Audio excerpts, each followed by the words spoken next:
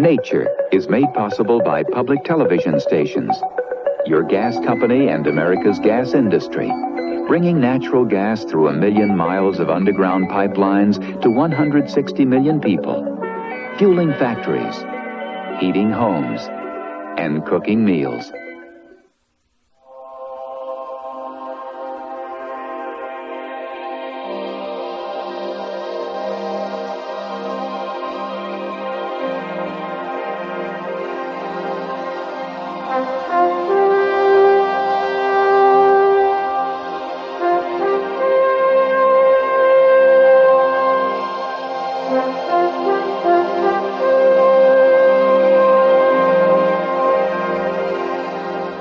It's surprising when you think about it, how recently so much of the Earth's surface was discovered, explored, and studied by Western man. The majestic Grand Tetons here in Wyoming were not discovered until 1806 by John Coulter, though of course the Arapaho and Shoshone Indians were here long before that. Hi, I'm George Page for Nature. Most of the contiguous 48 states were pretty much explored and mapped by the end of the last century. The 19th century was, in fact, the last great era of exploration of the more inaccessible parts of our planet. The major features of the globe were known, but many places had never been actually visited by Westerners, especially those equipped with current scientific knowledge about plants and animals, geology, and geography. Among the last places to be explored was on the island of Borneo, which lies just southwest of the Philippines, straddling the equator. And on it is the highest mountain in Malaysia, Mount Kinabalu, a place of mystery not climbed by Western man until the middle of the last century. It was a difficult and arduous journey then, and more than 130 years later, our camera team had to endure serious flooding and build their own temporary bridges across rising rivers to reveal the natural mysteries of Kinabalu, Summit of Borneo.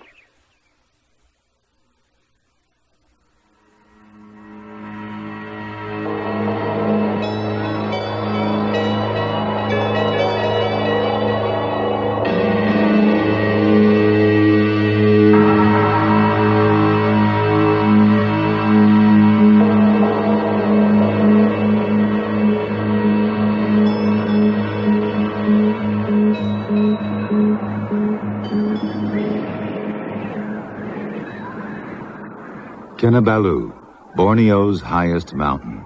Its mist-wreathed peaks a place of legend and fable.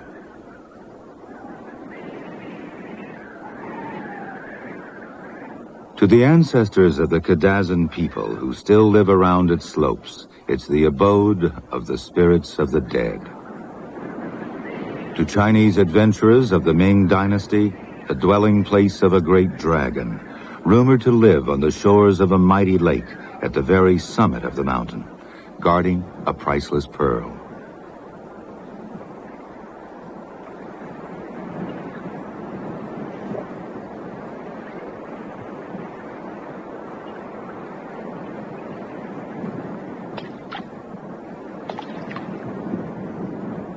Today, we know there are no pearls, only coins thrown in by climbers.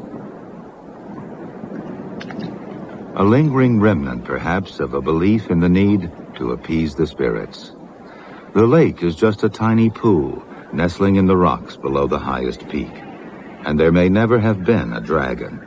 If there were, the many hundreds who now climb the mountain each year would surely have seen it.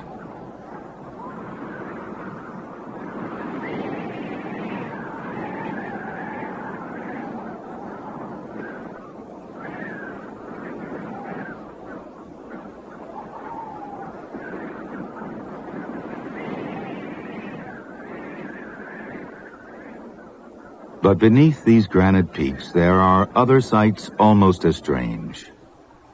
Kinabalu is the highest point between the Himalayas and New Guinea, a temperate island rising over 13,000 feet from the surrounding sea of humid lowlands. Its cloud-drenched flanks support some of the richest mountain forests in the world, a treasure house of plant and animal life to rival any legend.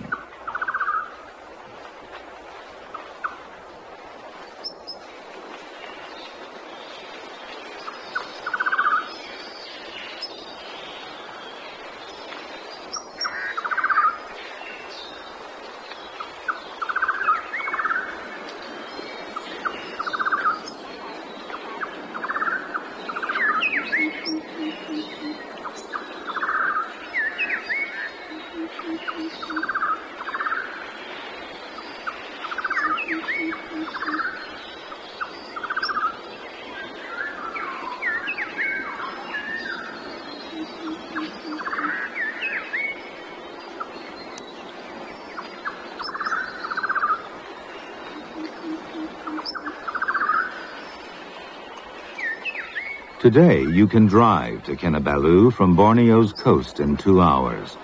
But when it was first climbed by the British colonial officer Hugh Low in 1851, it took several days even to reach the foot of the mountain.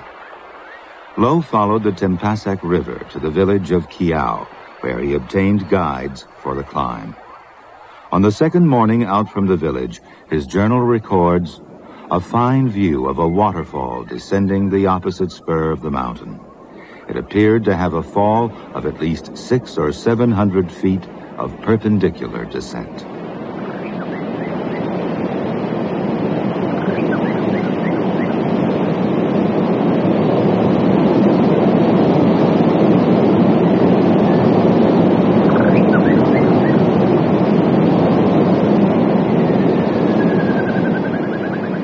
After breakfasting on cold rice and sardines and finishing a cigar, Low pressed on, upwards, collecting plant material as he went.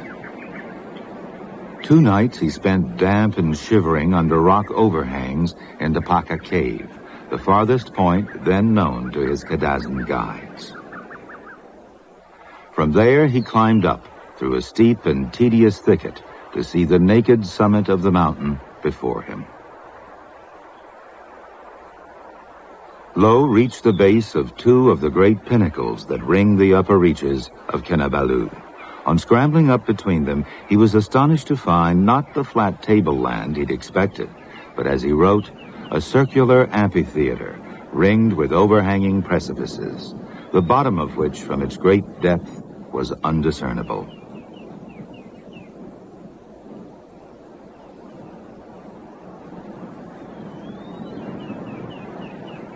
After finishing a bottle of excellent Madeira wine, he was overtaken by what he described as a thick Scotch mist.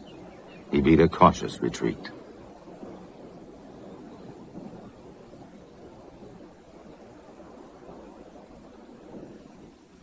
Low left the mountain dissatisfied with what he'd achieved. He returned again twice more in 1858 with his friend Spencer St. John, then British consul in Brunei. Between them, they laid the foundations of our knowledge of Kinabalu's unique flora. Many of the mountain's most striking plants bear Low's name. Low's rhododendron.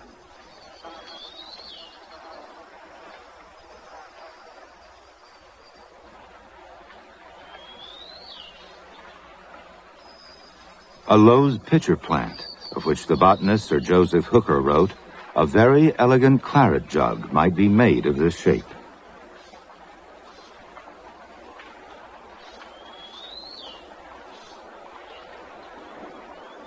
And from the moist hollows in the barren rock of the upper slopes, Low's buttercup. Both Low and St. John are remembered by features of the mountain itself. There's a St. John's Peak among these rocky summits, and the highest point on the mountain is called Low's Peak. But what lies beyond is his most dramatic memorial, the great cleft that splits Kinabalu almost in half, Low's Gully.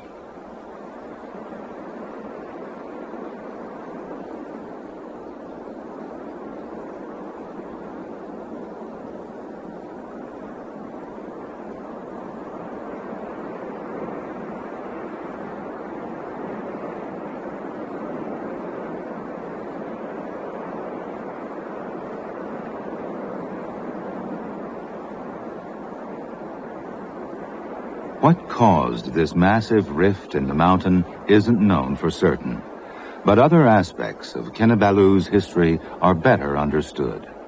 The mountain is a huge plug of granite thrust up through the surrounding sedimentary rock. This uplifting may have happened as recently as 1.5 million years ago, which would make Kinabalu one of the youngest non-volcanic mountains in the world.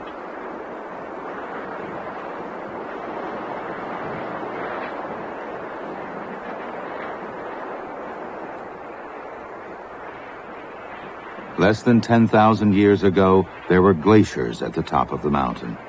The rocks still bear the imprint of the ice. The summit plateau was worn smooth by the passage of the glaciers. It can still freeze up here at night, and only a few degrees drop in the average temperature would bring the return of an ice cap to this tropical mountain. As the glaciers cascaded down to melt in the warmth of the lowlands, they gouged deep furrows between the peaks.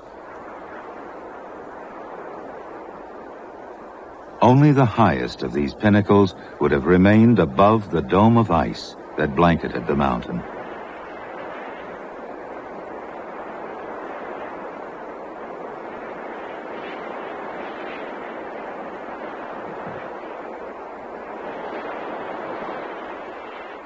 Though many are drawn here by the challenge of climbing the highest point in Borneo, Kinabalu has more to offer than the sculpted rockscapes of the summit plateau. The forests below are an equal source of inspiration and interest. Many of the plants that adorn these forests are found nowhere else in the world. Others are related to the flora of the far distant Himalayas, yet others to plants from Australia and even New Zealand. And the greatest puzzle of all, some are living fossils, many times older than the mountain itself. Among the more spectacular of the mountain's flowers are the rhododendrons, a group better known in China and the Himalayas, although they extend through Southeast Asia to New Guinea. There are 24 species here, and 5 of them are unique to Kinabalu.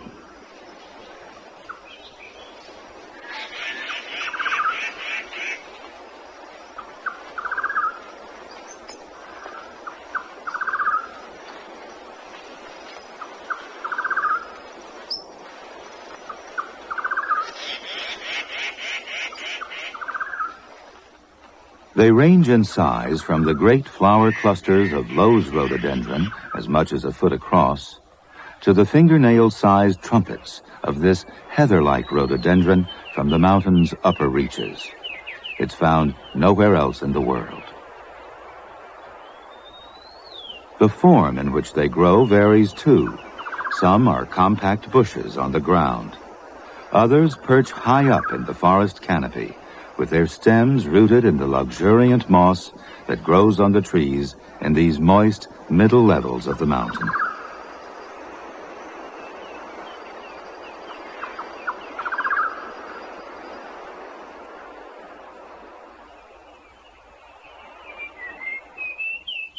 Another species of rhododendron unique to Kinabalu, and one that grows almost to the summit.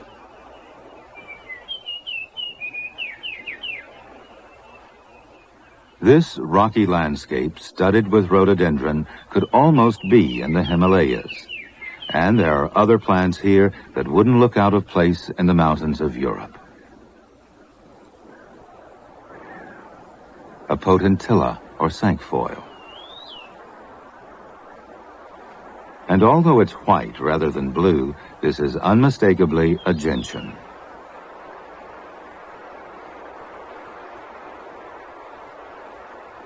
These alpine plants share the upper levels of the mountain with others of very different affinities.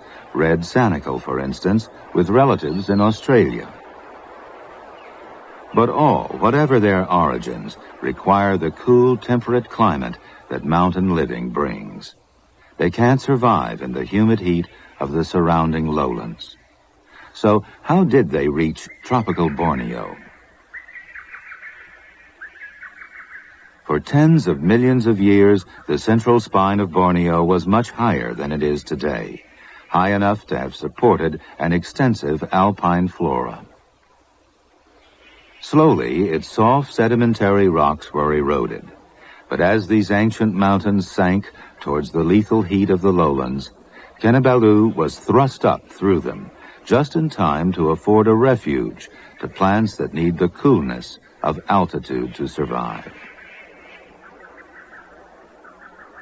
That helps to explain, too, how Kinabalu is home to living fossils, such as the celery pine, perhaps the most primitive of all living conifers.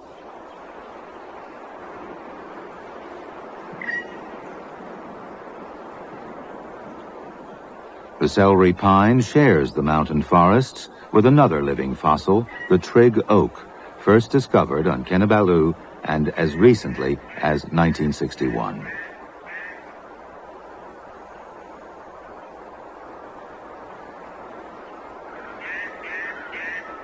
The trig oak fills a missing link between the oaks and the beeches, including those of the southern hemisphere.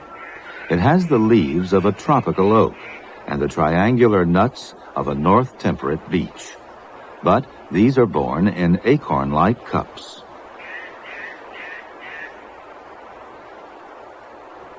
Accidents of past history, together with the diversity of habitats high mountains afford, have endowed Kinabalu with one of the world's richest varieties of plant life, nurtured and watered by the tropical rains, some 16 feet a year.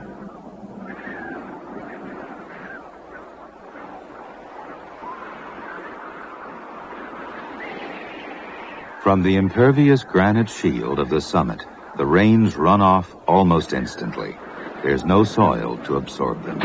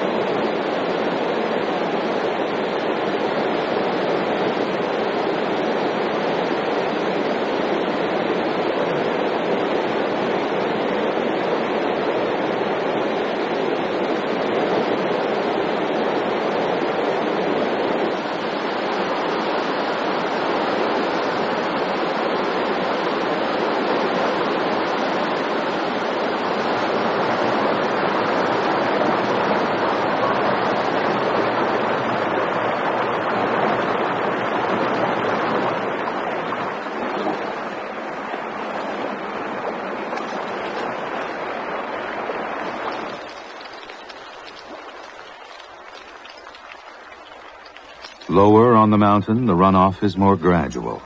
The vegetation acts as a sponge, soaking up the water and releasing it drop by drop. The absorbent qualities of the forest do much to ameliorate what would otherwise be a savage climate of sudden floods and arid interludes.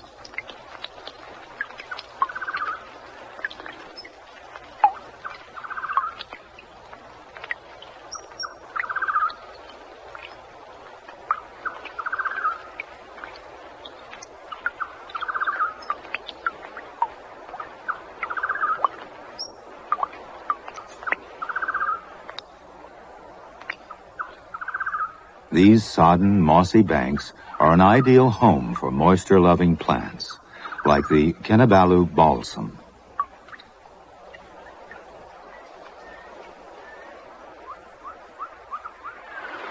In the torrents and rivulets nearby, there's life as well, but of a stranger kind.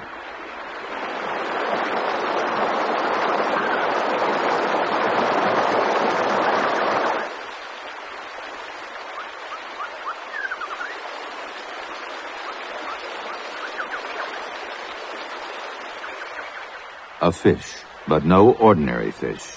It comes right out of the water to graze on algae-covered rocks.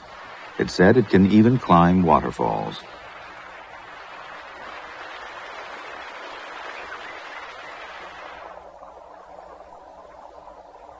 To help it keep its position in these fast-flowing streams, the fins beneath this body are modified to form suckers.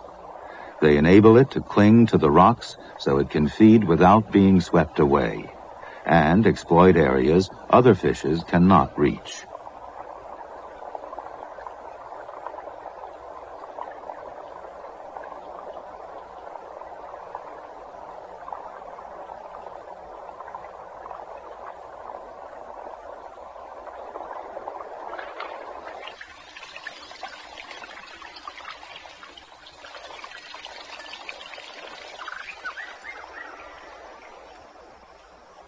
A green exuberance of vegetation clothes the moist and sheltered river valleys, and on the forest floor there's a tangle of decaying branches fallen from the canopy. This damp and rotting timber provides food for a creature as bizarre as any legendary dragon.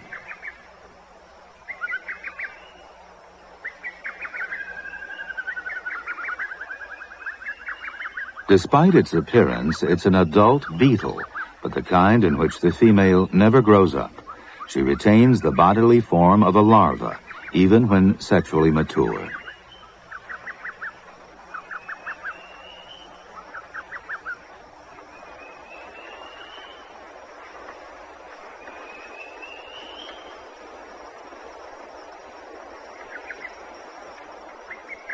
It's called the trilobite beetle, from its superficial resemblance to the fossil trilobites, marine organisms that lived over 500 million years ago.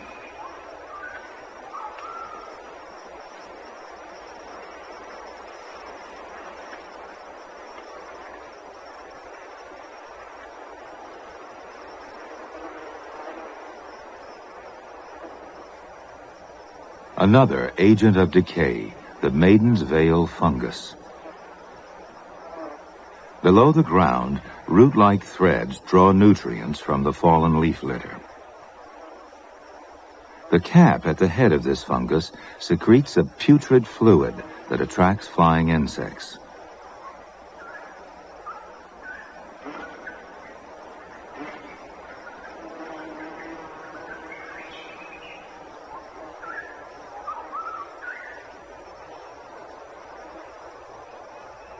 The net doesn't catch flies, but it may make the fungus more obvious to them, and it provides a place for them to rest when they've drunk their fill.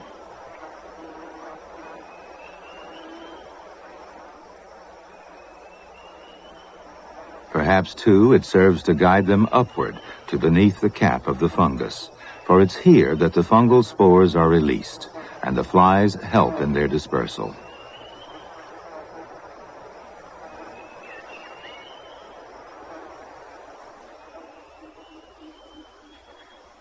In the lowland forest to the east of Mount Kinabalu, there are groves of giant bamboos almost 70 feet high and thicker than a man's arm. The place is called Poring, from the local name for bamboo. At Poring there are hot springs. Most have been piped and enclosed to provide hot baths for visitors, but one is still in a natural state.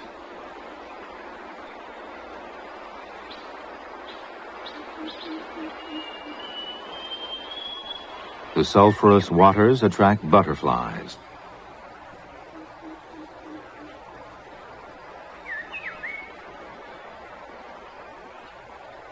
They perch millimeters from scalding disaster to sip the waters.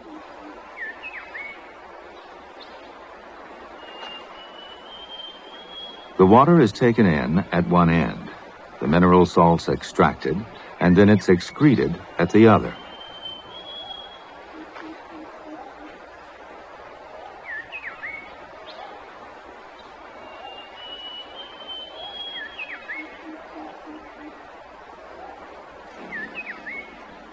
The springs attract dragonflies, too, though they don't come to drink the waters.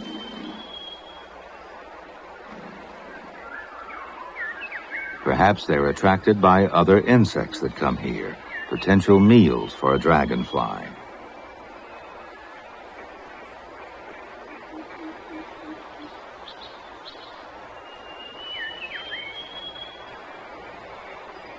In the forests behind Poring lives one of the most curious of all plants, Rafflesia, the largest flower in the world. Some kinds are almost 6 feet across. It's named after Sir Stamford Raffles, the founder of Singapore.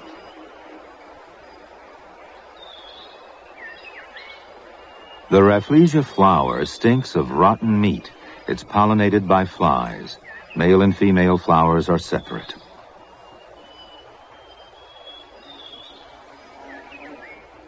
It's a parasite of the roots of certain lianas, but it has to be the right kind of liana. Without its proper host, the Rafflesia cannot survive.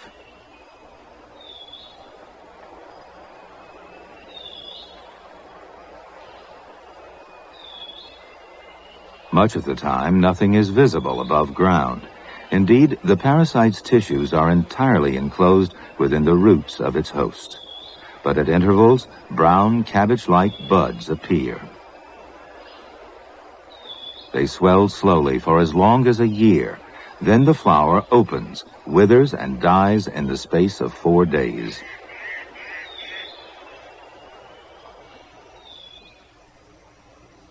This curious object is called Balanophora. Like Rafflesia, it's a root parasite, but its flower spikes are only the length of a finger.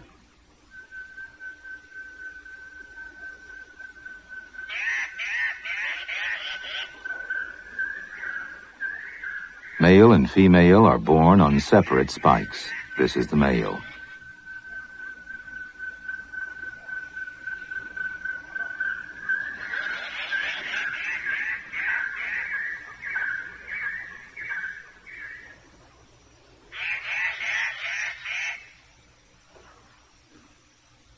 The flowers are visited by many ants.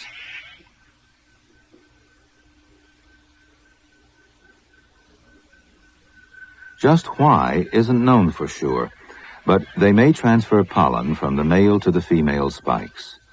The surface is a mass of tiny female florets.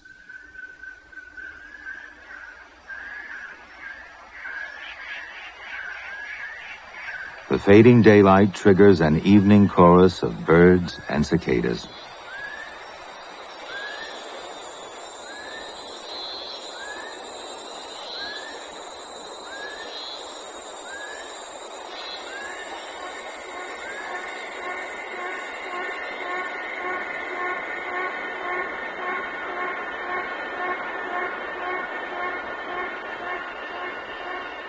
This brief prelude heralds the emergence of the night creatures.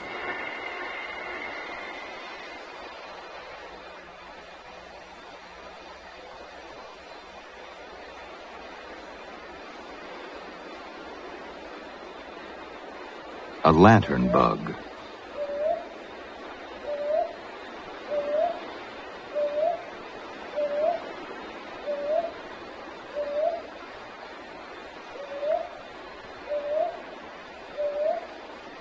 A giant atlas moth.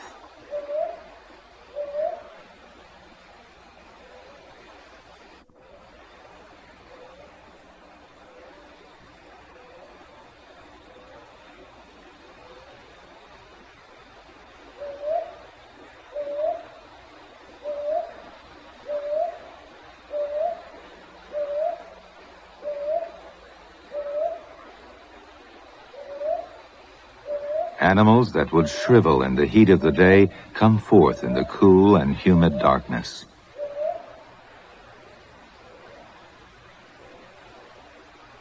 A darkness lit by the eerie glow of luminous fungi. Botanists don't know why these fungi glow in the dark, probably to attract insects. They sprout at dusk from rotting stems of bamboo, but within a couple of hours, most have disappeared, eaten by beetles that perhaps disperse their spores. Other beetles are eating other fungi, emerging from tunnels in the depths of this bracket fungus to sit immobile on its surface.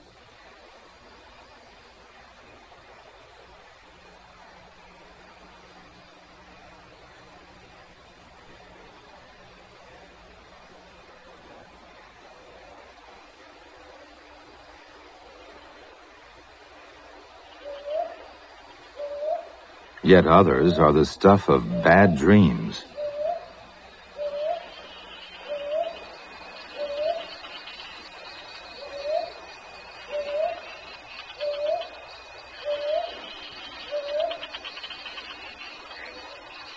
New musicians add their tunes.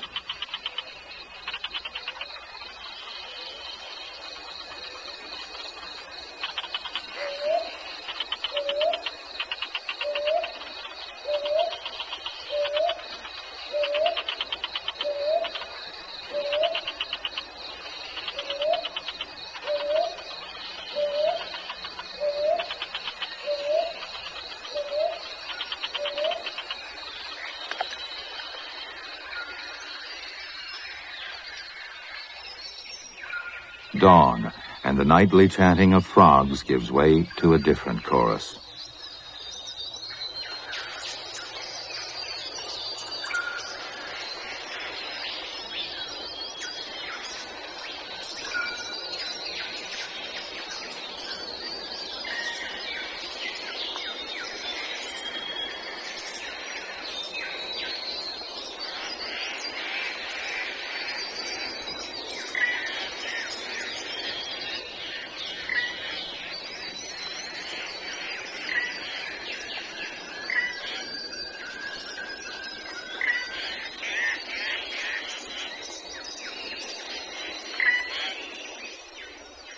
The Malaysian tree pie, the most raucous and conspicuous of the forest birds.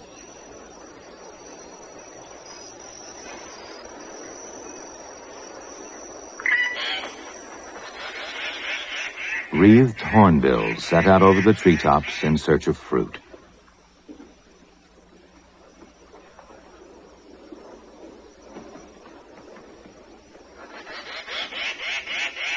There are 6 kinds of hornbills on the mountain, all confined to the lower levels.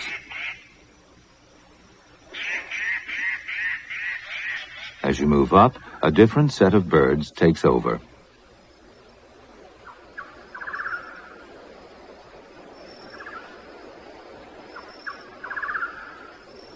The insistent calls of the golden-naped barbet are a constant companion. But these green and secretive birds are more often heard than seen. The trees are changing too. The kinds characteristic of the lower levels are replaced by oaks and chestnuts. Beneath the canopy, stately tree ferns make their appearance, and many other ferns as well. A hint, perhaps, of what the world's forests may have looked like in the ages before there were flowering plants.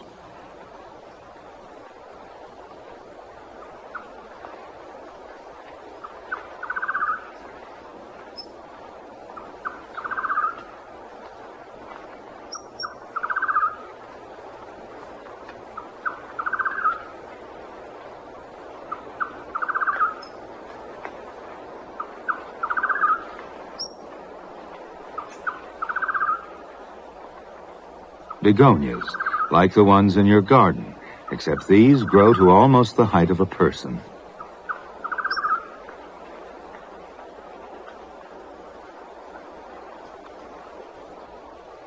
The cool middle levels of the mountain are wreathed in almost perpetual mist. Here on the exposed ridgetops, the trees are low and twisted. In the valleys between, they grow taller. But in these ever-moist surroundings, all are padded and festooned with luxuriant growths of moss.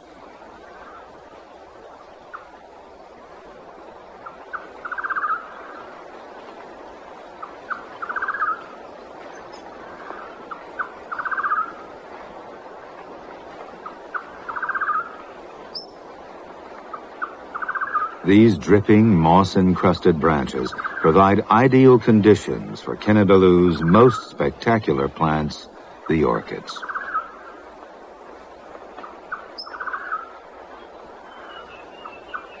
Almost 1,500 species have been found here. Many of them are known from this one mountain alone.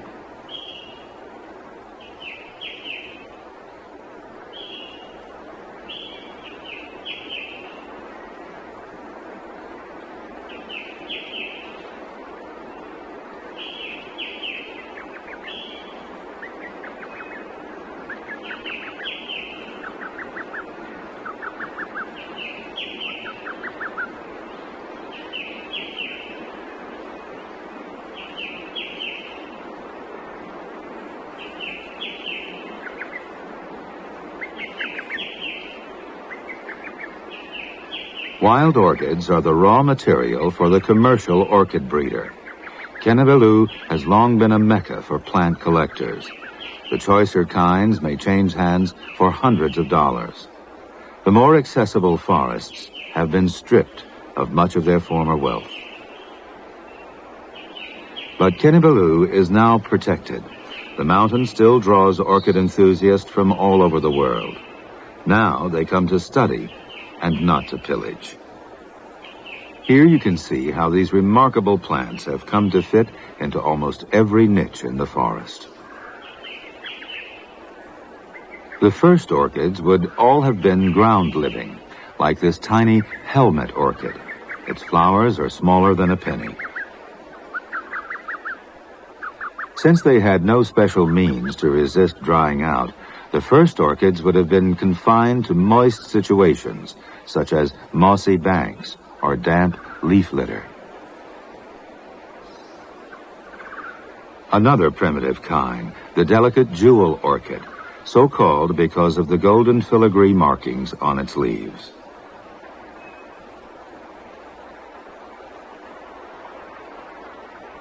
Dependence on moisture would have confined many of the most ancient orchids to the deep valleys of the forest streams, for here the air is always cool and humid.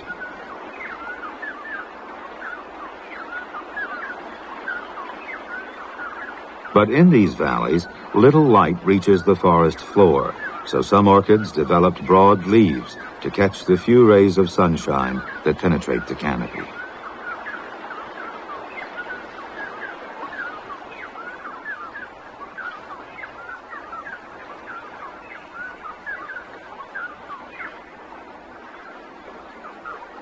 Species like the green slipper orchid have reduced their dependence on constant moisture by having fleshy leaves.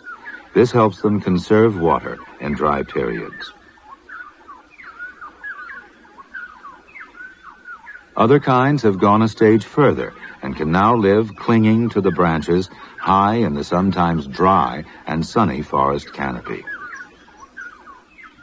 They've done this by developing swollen leaf bases to store water. Their bases are called pseudobulbs. They hold onto the branches with a network of roots, and the roots, too, have a parchment-like coating to resist drying out. They absorb water only through their tips.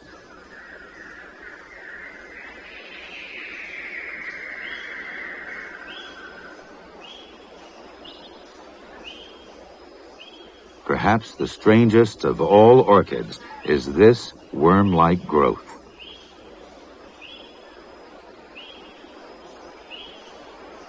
It's called Teniophyllum, which means ribbon leaf, and it's lost its leaves altogether.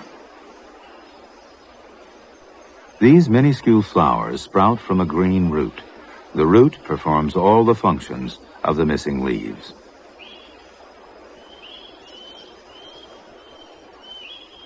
Most orchid flowers are pollinated by various kinds of flying insects. The pollen grains are enclosed in sacs called pollinia. When they become attached to a visiting insect, the pollen is transferred en masse from one flower to another.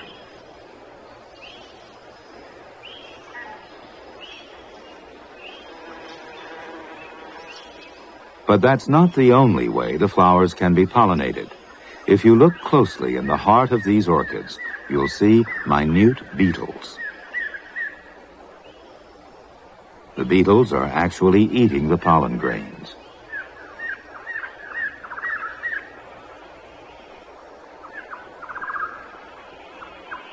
Much of the pollen is destroyed, but it only takes a few grains to stick to the beetle as it moves from flower to flower for pollination to be achieved.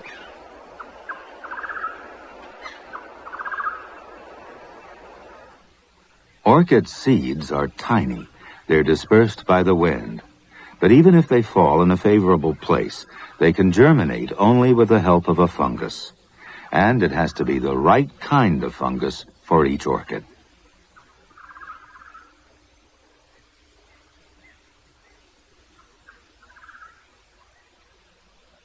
The fungal threads invade the seed, but they provide the developing embryo with nutrients. Without that help, the infant orchid could not grow. Indeed, some orchids remain dependent on fungi even when they're mature.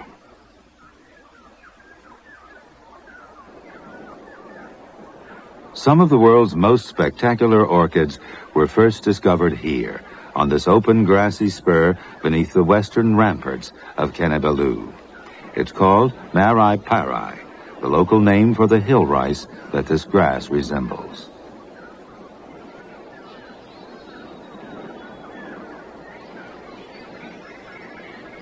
This is a total contrast to the dense forest you see at this height elsewhere on the mountain, partly because the underlying rocks are different. They weather to produce a poor soil in which few plants can grow. And, as on other ridgetops, the soil is impoverished more by the rain washing away the scanty nutrients.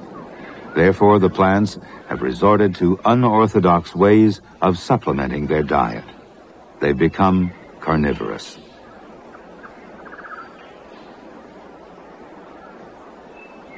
Sundew is a living flypaper. Its rosettes of sticky leaves trap flies in a tacky embrace.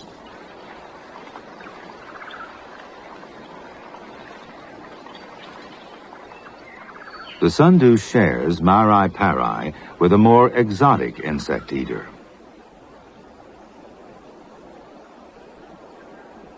Nepenthes raja, giant among pitcher plants. Its bowl can hold 2 quarts of fluid. When Hugh Lowe and Spencer St. John discovered it here on Marai Parai in 1858, they found one pitcher containing a drowned rat. It's the largest pitcher plant in the world.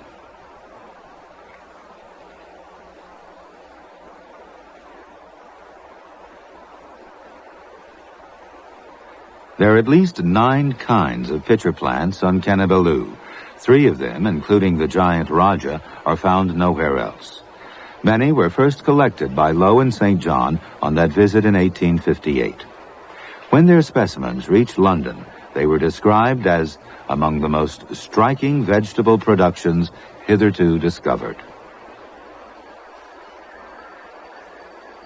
Most pitcher plants are climbers or scramblers. Their stems ramble up to 90 yards through the undergrowth. The same plant can have pitchers of one kind hanging in the air and others of a quite different appearance on the ground.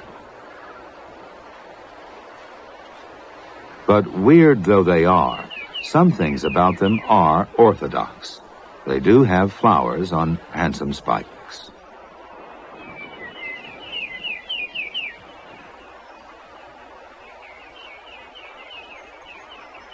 Female flowers on one spike and male flowers on another.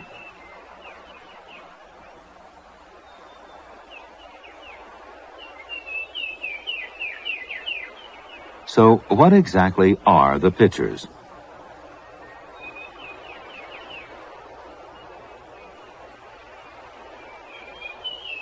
Over a period of weeks, the tendril at the end of the leaf elongates and starts to form a hollow flask.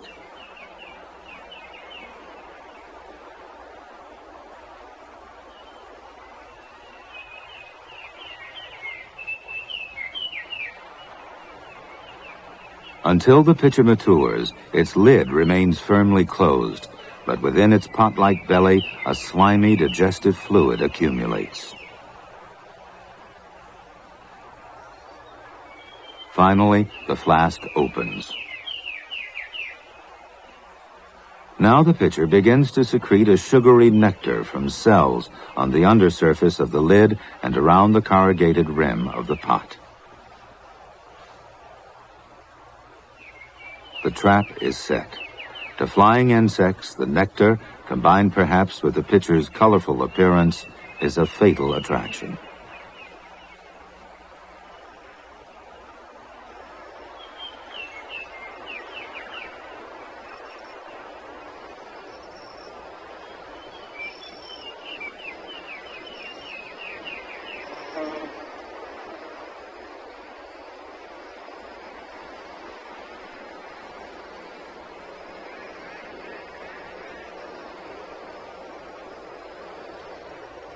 The nectar is not only sweet, apparently it's highly intoxicating.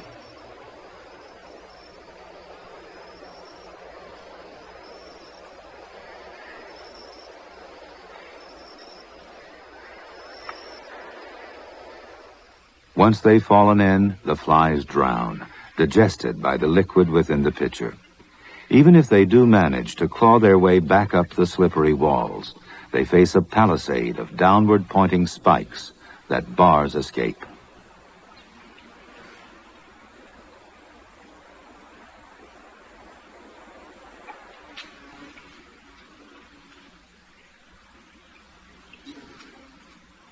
But there is life of a kind in this lethal fluid. Fly larvae feasting on the remains of the pitcher's victims. Over 80 kinds of creatures have been found living in the pitchers. It's usually said that they've evolved a resistance to the pitcher's digestive powers, but there could be more to the story than that. Consider the pitcher's lids and think of all that rain.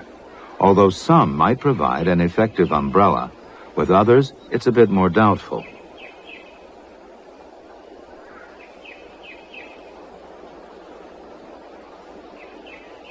Elegant, maybe, but waterproof, perhaps not.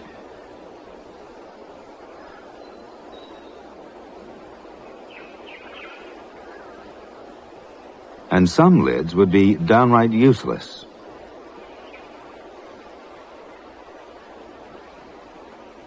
So inevitably, the liquid in the older pitchers must become highly diluted and thus lose digestive power. Flies that fall in would still drown, but they would be consumed by the creatures to which the pitcher plays host, rather than by the plant.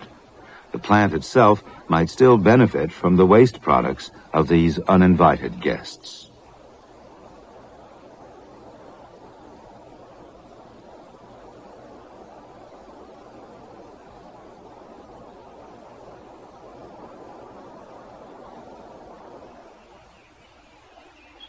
Each kind of pitcher prefers a particular level on the mountain. Pitchers are found up to around 10,000 feet. At that altitude, the trees are low and stunted, but there's still deep pockets of soil among the rocks. In these, there lives a giant blue worm.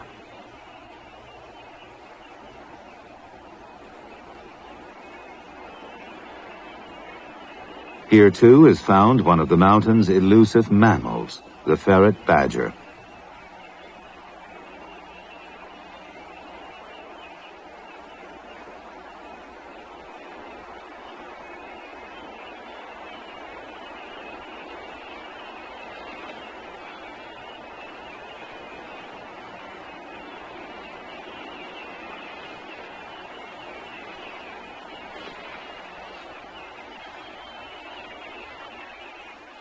In fact, the ferret badger is not a badger or a ferret.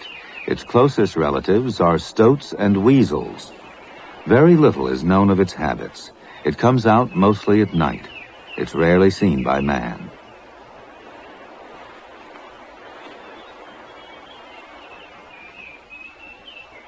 Beyond 10,000 feet, great slabs of barren rock displace the forest. The last trees are meager and contorted. But this alpine zone is not without life.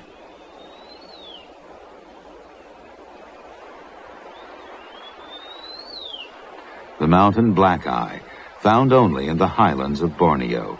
It's one of the few birds that goes almost to the summit of the mountain.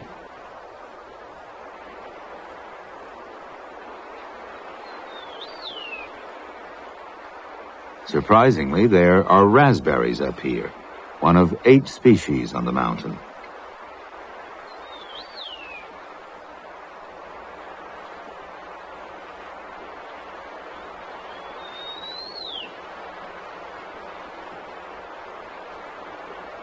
And there's a mountain blackbird to eat them.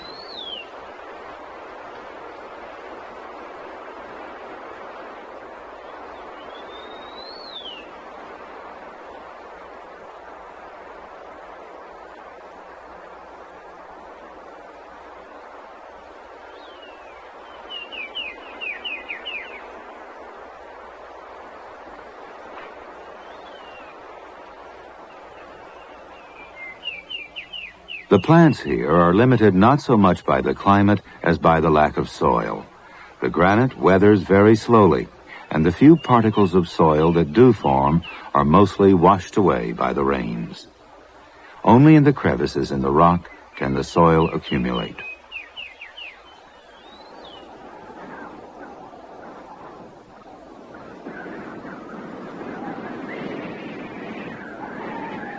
The last orchids find a tenuous root hold on the slabs.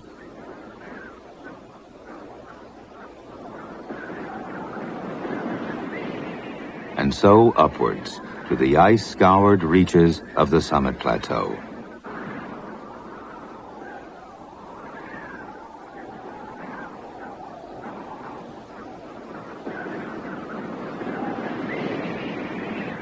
Even here, dwarfed bushes cling tenaciously to fissures in the rock. Lower down, this would be a tree 30 feet high.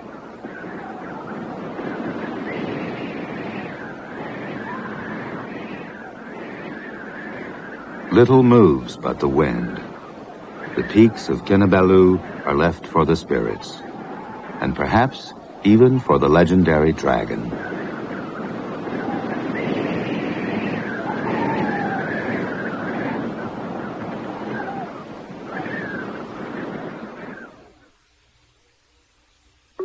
Nature is made possible by public television stations, your gas company, and America's gas industry, developing new sources of gas energy and ways to use gas more efficiently for more than 160 million people across America.